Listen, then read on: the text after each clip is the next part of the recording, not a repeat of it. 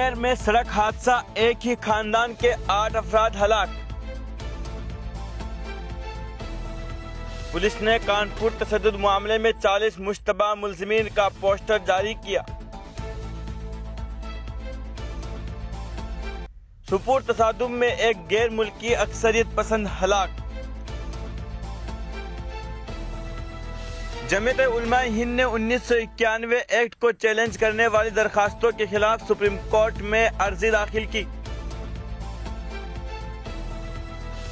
आजम खान ने 27 माह की जेल का दर्द बयान करते हुए कहा कि जेलों में लोग मारे जाते हैं और जिस जेल में हमारा पूरा खानदान था वो पूरे भारत की मशहूर जेल है, उसे खुदकश जेल कहा जाता है। डोडा में अक्सरियत पसंद तंजीम लश्कर तैयबा का मॉड्यूल तबाह। बीजेपी की मुअतसबाना पॉलिसी ने मुल्क को बैनुल अक़वामी सतह पर नुकसान पहुंचाया। राहुल गांधी।